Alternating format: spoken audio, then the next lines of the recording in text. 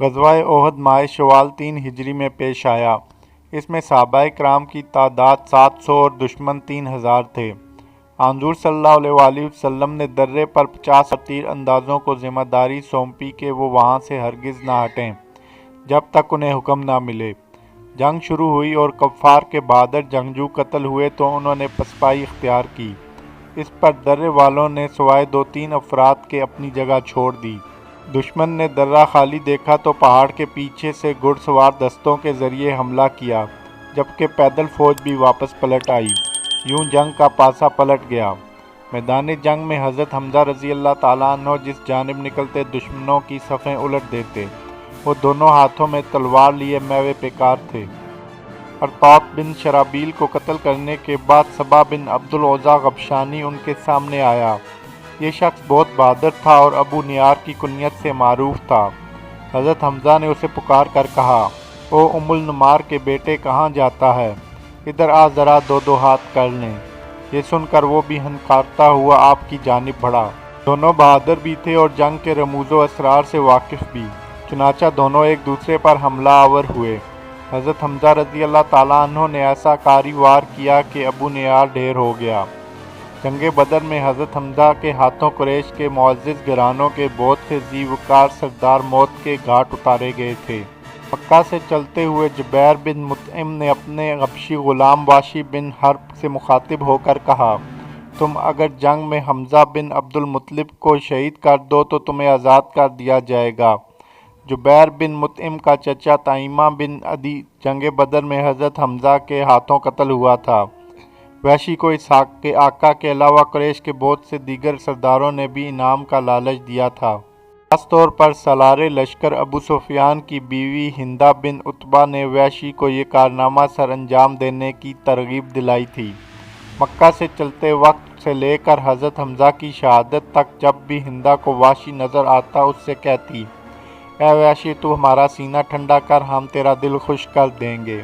وحشی حضرت حمزہ کے قریب آنے کی جرأت نہیں کر سکتا تھا، مگر اس کے پاس ایک ایسا فن تھا جس پر اعتماد کرتے ہوئے اس نے حضرت حمزہ کو قتل کرنے کی حامی بھر لی۔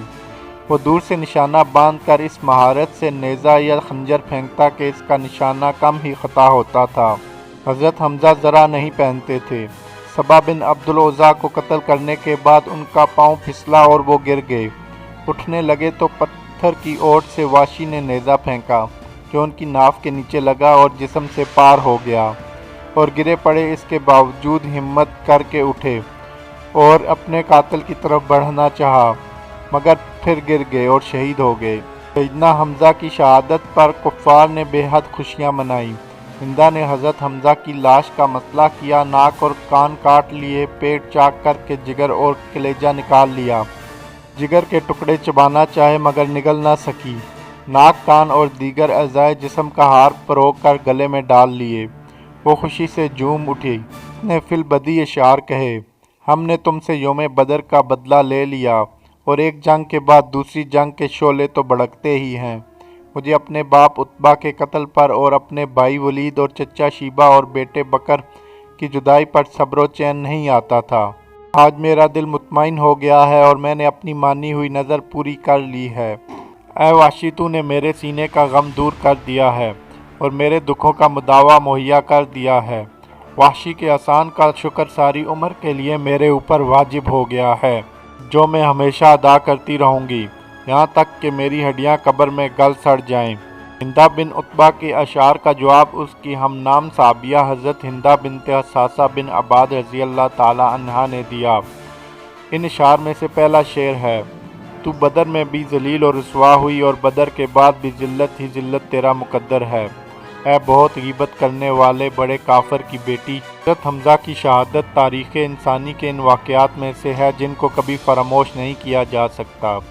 اس واقعہ میں بغض اور کینہ کی بدترین مثال اور سنگ دلی اور شقاوت کا بدترین نمونہ نظر آتا ہے۔ جب حضور صلی اللہ علیہ وآلہ وسلم نے اپنے چچا کی لاش کے ٹکڑے میدان میں بکھرے ہوئے دیکھے تو آپ کی آنکھوں میں آنسو آ گئے۔ فرتے غم سے آپ ایسے بے قرار ہوئے کہ تمام صحابہ بھی رونے لگے۔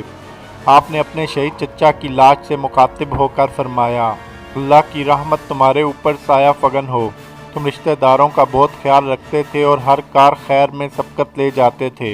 हुजूर अकरम सल्लल्लाहु अलैहि वसल्लम का दिल सख्त गमगीन था। इस मौका पर अल्लाह ताला ने सब्र की तलकीन भी की और आप सल्लल्लाहु अलैहि वसल्लम के ज़ख्म पर मरहम भी रखा। आपने इरशाद फरमाया, मुझे जबरील अमीन ने खुशखबरी सुनाई है कि हम्ज़ा बिन अब्दुल मुत्तलिब को सातों आसमानों पर असदुल्लाह व असद रसूलहू लिख दिया गया है। हज़रत हम्ज़ा के जिस्म के टुकड़ों को जमा किया गया और कफन पहना कर जनाजे के लिए सफ़ों के सामने रख दिया गया। हज़रत सफ़िया रज़ी अल्लाह ताला अन्हा ने जाते हुए हज़रत ज़ुबैर को 2 चादरें दी थीं और फरमाया था कि अपने मामू को इनमें दफना देना। हज़रत ज़ुबैर ने देखा कि एक अंसारी साहबी शहीद हो गए थे जिनके जिस्म पर मामूली कपड़े थे। उन्होंने एक चादर में अपने मामू को कफना दिया और दूसरी चादर से अंसारी साहबी को कफन पहना दिया। हुज़ूर सल्लल्लाहु अलैहि वसल्लम ने सबसे पहले हज़रत हम्ज़ा का जनाजा पढ़ाया, फिर हर शहीद को बारी बारी लाया जाता और हज़रत हम्ज़ा के सामने रख दिया जाता और हर एक की नमाज जनाजा हुज़ूर सल्लल्लाहु अलैहि वसल्लम की इब्तिदा में पढ़ी जाती। इसी तरह हज़रत हम्ज़ा का जनाजा 70 बार पढ़ा गया। सहाबा को इज्तिमाई कब्रों में दफन किया गया। हज़रत हम्ज़ा को उनके भांजे अब्दुल्ला बिन हज्जाश के साथ एक कब्र में दफन किया गया और बाद रवायत में आता है कि हज़रत मसअब बिन उमैर भी इनके साथ ही दफन किए गए थे।